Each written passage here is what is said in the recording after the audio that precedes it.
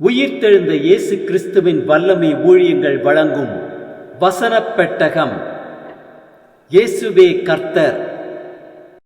இயேசுவையே தேவன் ஆண்டவரும் கிறிஸ்துவுமாக்கினார். இயேசுவே ராஜாதி ராஜா, கர்த்தாதி கர்த்தா. கிறிஸ்துவே மரித்தோர் மேலும் ஜீவனுள்ளோர் மேலும் ஆண்டவர். கிறிஸ்துவே போதகரும் ஆண்டவருமாயிருக்கிறார். வசனப் பெட்டகத்தின் இன்றைய தின கருப்பொருள்: கர்த்தருக்கு ஊழியம் செய்தல். அசதியாயிராமல் ஜாக்கிரதையாயிருங்கள், ஆவியிலே அனலாயிருங்கள், கர்த்தருக்கு ஊழியம் செய்யுங்கள். கர்த்தருக்கு ஊழியம் செய்வதை குறித்ததான வேத வசனங்களை பார்க்கலாம். உபாகமம் 11:13 வாசிக்கிறோம்: நீங்கள் உங்கள் தேவனாகிய கர்த்தரிடத்தில் உங்கள் முழு இருதயத்தோடும் உங்கள் முழு ஆத்மாவோடும் அன்பு கூர்ந்து அவரை சேவிக்கும்படி நான் இன்று உங்களுக்கு கற்பிக்கிற என் கற்பனைகளுக்கு கீழ்ப்படிந்திரு.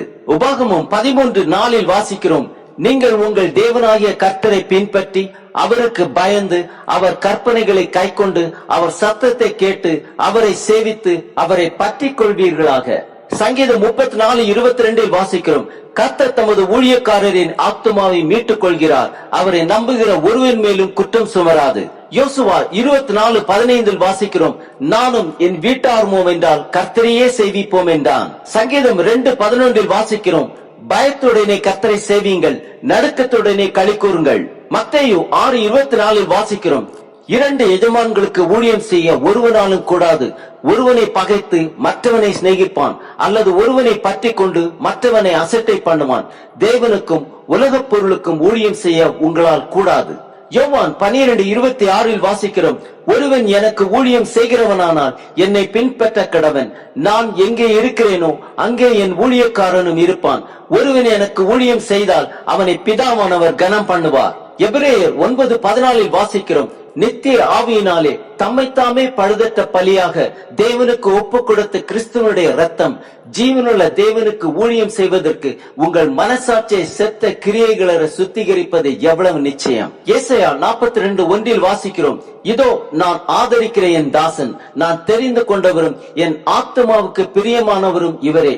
என் ஆவியை அவர் மேல் அமர பண்ணினேன், அவர் புறஜாதிகளுக்கு நியாயத்தை வெளிப்படுத்துவார்.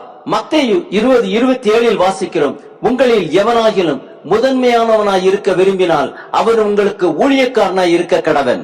மத்தேயு 25:21 வாசிக்கிறோம்: அவனுடைய எஜமான் அவனை நோக்கி, நல்லது உத்தமமும் உண்மையுமுள்ள ஊழியக்காரனே, கொஞ்சத்தில் உண்மையாயிருந்தாய், அநேகத்தின் மேல் உன்னை அதிகாரியாக வைப்பேன், உன் எஜமானுடைய சந்தோஷத்திற்குள் பிரவேசி என்றான். ரோமர் 6:17 வாசிக்கிறோம்: முன்னே நீங்கள் பாவத்திற்கு அடிமைகளாயிருந்தும் இப்பொழுது உங்களுக்கு ஒப்புவிக்கப்பட்ட உபதேச சட்டத்திற்கு நீங்கள் மனப்பூர்வமாய் கீழ்ப்படிந்ததினாலே தேவனுக்கு ஸ்தோத்திரம்.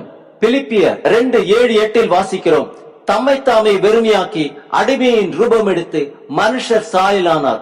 அவர் மனுஷ ரூபமாய் காணப்பட்டு மரண வரியந்தம், அதாவது சிலுவையின் மரண வரியந்தமும் கீழ்ப்படிந்தவராகி தம்மை தாமே தாழ்த்தினார்.